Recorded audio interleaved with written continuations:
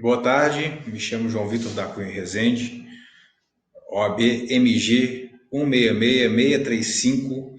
Eu falo em favor do apelante, o senhor Elber Rosa Pinto da Silva. Processo, apelação 1197/68 de 2018, ponto 4.01.3806. Apelação interposta contra o Instituto Nacional de Seguro Social, em razão da sentença proferida pelo juiz federal da subseção judiciária de Patos de Minas, Minas Gerais. Inicialmente, gostaria de cumprimentar a primeira turma do Tribunal Regional Federal da Primeira Região, na pessoa da relatora, a desembargadora federal Gilda Singmaringa Seixas, o fazendo também, estendendo os cumprimentos a todos os servidores do Judiciário que trabalham nas funções da primeira turma, bem como os outros setores do tribunal. Trata-se de apelação interposta contra a decisão de primeiro grau. Farei um breve resumo fático. O solicitante, né, apelante, ele requereu junto ao INSS a concessão do benefício previdenciário por incapacidade, lhe sendo concedido até dia 28 de janeiro de 2004, quando esse benefício foi cessado indevidamente. E resignado com a decisão, ele apresentou requereu novamente concessão administrativa do benefício em 3/11/2015, que por sua vez foi negado. Diante do exposto, ingressou com a presente ação judicial para que fosse possibilitado a revisão da legalidade inicialmente cessada em 28/11/2014 e posteriormente negada, como disse, em 1/11/2015. O apelante, ele é portador de epilepsia, ele está atualmente incapacitado desde a mencionada data, e ele não consegue manter qualquer atividade laborativa, conforme a última declarada, que se trata de uma auxiliar de marmoraria, um serviço que inequivocamente demanda de muito vigor físico, né? Porque mexe no ramo de carregar pedras, né? Mármores, granitos, ardósias, enfim, ele é um auxiliar de marmoraria. E, ao mesmo tempo, trabalha ao lado de produtos perigosos, bem como equipamentos de corte de serra. E como a doença se trata de epilepsia, se torna uma atividade perigosa de execução, haja vista que o autor, ele, a qualquer momento, ele pode sofrer uma das crises e até vir a se machucar ou perder sua vida em virtude dos equipamentos perigosos que ali o norteiam, que ali o cercam. Pois bem, não obstante a perícia judicial, o médico, ele entendeu pela capacidade laborativa do autor, o médico perito do juízo. Mas no curso do processo foi juntada uma nova declaração médica do próprio médico perito aqui da comarca, aonde ele, como assistente médico do CAP, Centro de Atenção Psicossocial de Patos de Minas, ele confeccionou um novo laudo, atestando que o autor ele é portador de diversas enfermidades de cunho psicológico, ou seja, transtornos mentais, transtornos por comportamento de álcool, transtornos mentais pelo fato da epilepsia, entendeu? Ele disse que seria epilepsia depressiva moderado.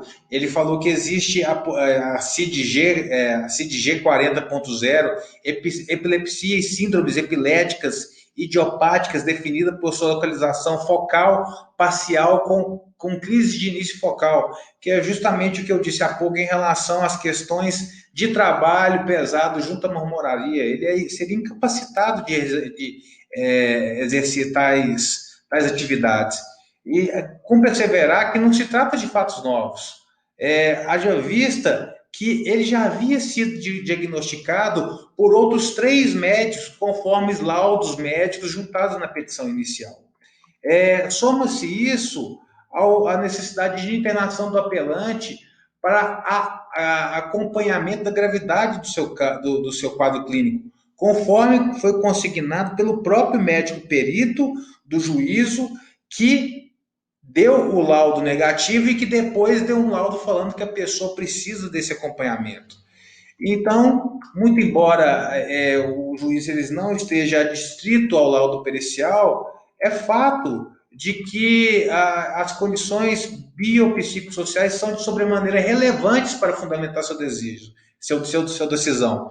Então, da análise dos fatos, temos que o apelante ele possui um baixo nível de escolaridade, oitava série do ensino fundamental, o que denota-se a dificuldade de inserção do mesmo no mercado de trabalho, haja vista que ele é eminentemente braçal, ele possui 35 anos de idade, porém, os fatores somados da sua doença com as limitações impostas leva a que aquele realmente está incapacitado para o trabalho. Isso porque a moléstia que ele traz consigo, além de potencializar a sua condição física, ela causa um estigma social também. E o que a gente tem que também levar em consideração, que a gente fala e roga na apelação, é que nesse caso é inaceitável a contradição de pareceres médicos que há muitos anos acompanham o quadro clínico da parte recorrente, em comparação com o laudo pericial. Evidentemente, a possibilidade da aplicação do princípio protetivo ao segurado, no caso, o indúbio pro mísero. Não se pode conceber que o perito judicial, em um único contato com o paciente, seja capaz de diagnosticar com maior precisão o real quadro clínico daquele, do que outro especialista que acompanha a evolução da doença no tratamento. Nesse contexto, a gente verifica que o processo está instruído com diversos documentos emitidos pelos médicos assistentes, os quais são uníssonos em afirmar o início, a persistência da incapacidade laborativa e a necessidade do paciente permanecer afastado das suas atividades de trabalho. Dessa forma, temos que a conclusão pericial, excelências, não deve ser acompanhada por vossas excelências, ao contrário do que foi concluído pelo magistrado de origem, pois, para além da questão técnica, também existe a condição humana, que engloba vários outros fatores, conforme foi dito anteriormente. Não se pode exigir de uma pessoa com esse grau de limitação para o exercício da profissão, para que ele seja abandonado pelo Estado, que tem, pelo contrário, ele tem o dever de assisti-lo. Então, a gente tem por si que beira a desumanidade o argumento de que o apelante ele não faz jus ao benefício por incapacidade, com o supendando em um único laudo, em detrimento de todos os outros daqueles que existem no processo. Portanto, a interpretação de um conjunto de fatores, ele determina a capacidade de conduzir o entendimento de que o apelante ele não possui condição de prover o próprio sustento pela força do seu trabalho, de forma total e permanente, como dito no próprio laudo pericial, no próprio laudo do médico, que uma vez no passado atendeu o mesmo segurado, só que na condição de médico do perito indicado pelo juízo. Então, devemos, fazendo o fechamento, devemos olhar as provas de uma forma total, de uma forma ampla, que mostram a realidade dos fatos de que aquele segurado, de fato, não possui capacidade para o trabalho. Quanto à qualidade do segurado e da sua carência, muito embora o juiz tenha entendido que, além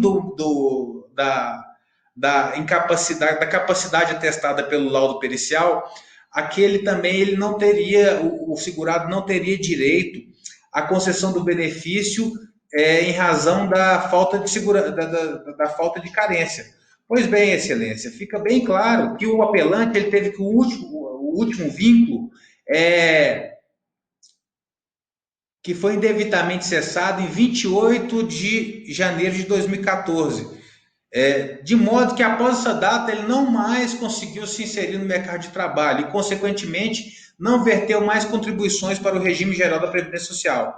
Assim, naquela data, o apelante ele mantinha a qualidade de segurado, não havendo que se questionar tais fatos. Por outro lado, caso seja posto debate o seu pedido alternativo de concessão do benefício a partir da DR em 3 de 11 de 2015, há que se demonstrar que, pela lei dos benefícios, naquela data o apelante ainda era segurado da Previdência Social. Então, o que diz o artigo 15º da Lei 8213 de 91? Ela preleciona as hipóteses em que é mantida a qualidade de segurado, independente de contribuições.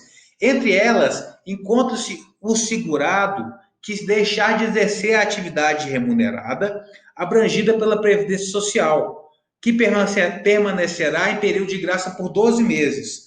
Entretanto, o parágrafo 2º desse mesmo artigo estabelece que é possível ainda que esse prazo seja prorrogado por mais 12 meses, comprovada a situação de desemprego, ou seja, um total de 24 meses.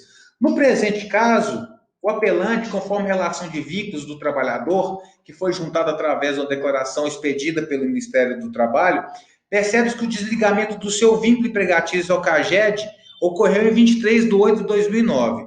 E a última percepção daquele do seguro-desemprego ocorreu entre dezembro de 2008 a março de 2009, conforme o relatório citado. Sendo assim, temos que o apelante ele auferiu o benefício de 6 de 10 de 2009 a 28 de 1 de 2014. Portanto, resta demonstrada a situação de desemprego e a impossibilidade de reinserção no mercado de trabalho desde o seu último vínculo, que perdurou entre o dia 1º de julho de 2009 a 23 de 8 de 2009. Dessa maneira, na situação em tela, há que se considerar que o recorrente já faz jus ao período de graça de 24 meses. Portanto, na data do requerimento administrativo, do dia 3 de 11 de 2015, aquele mantinha a qualidade segurada e também preenchia o requisito da carência. Sendo assim, temos que aquele, além de reunir a condição de segurado, também tem, né, como dito no primeiro tópico, a moléstia que o afasta da possibilidade de exercer atividade laborativa.